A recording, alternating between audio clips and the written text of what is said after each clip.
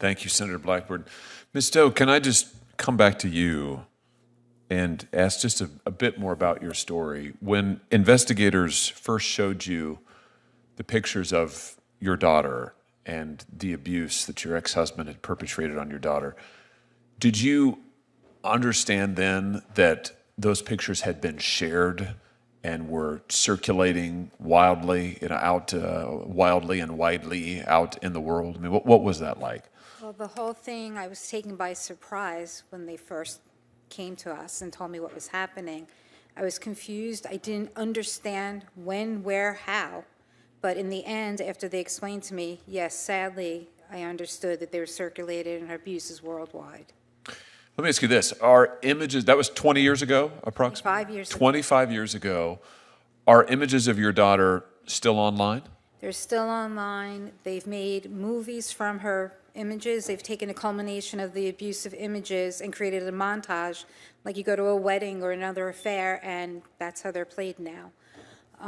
They change hashtags. They'll change something in the color of the shirt. They'll add a flower. They'll add a bunny to the picture, so it makes it harder to identify the picture because you're changing the hashtag of the picture.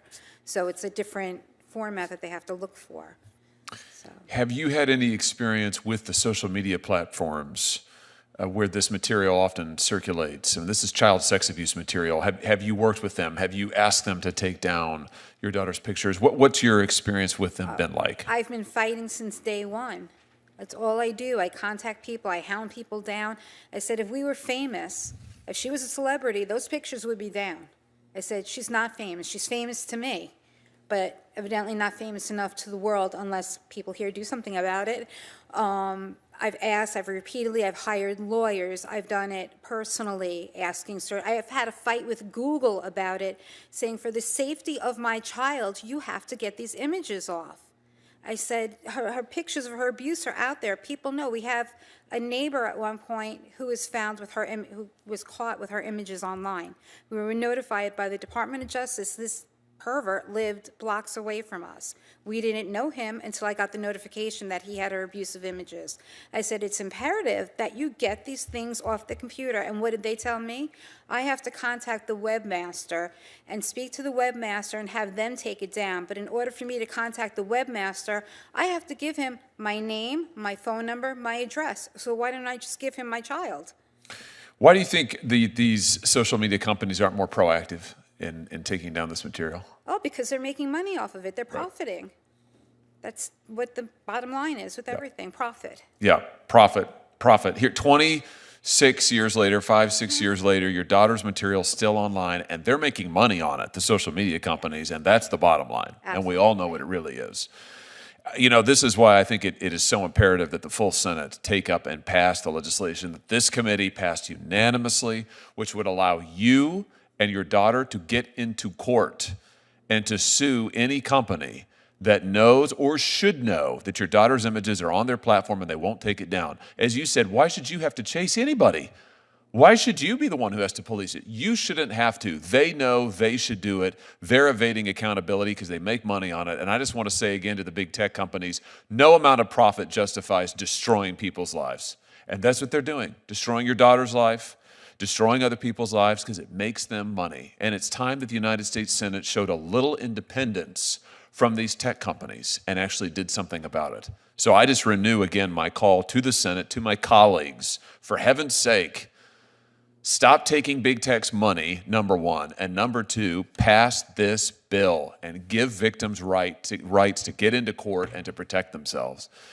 Mr. Tebow, I just want to put a bow on what we were talking about so that people understand clearly 100% what needs to happen here, thinking about the tens of, probably hundreds of thousands of kids whose images are online but who are unidentified.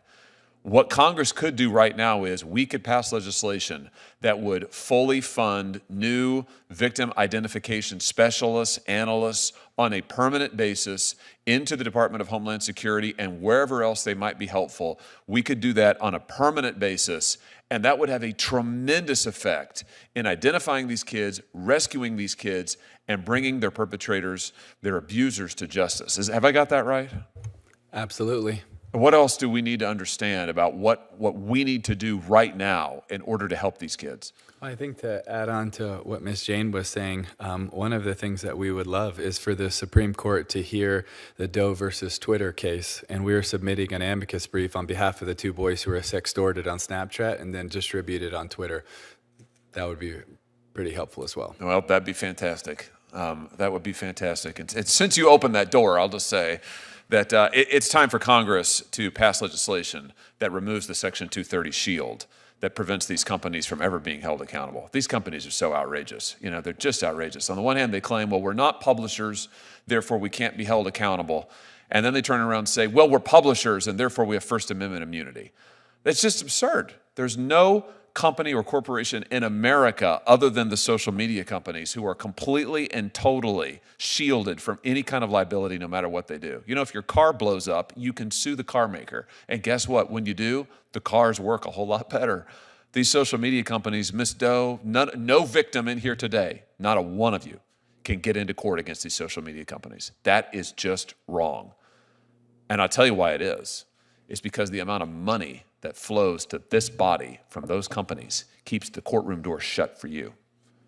We need to open it up, and we need to say that you're more important than any amount of money. The Senate has the chance to do that.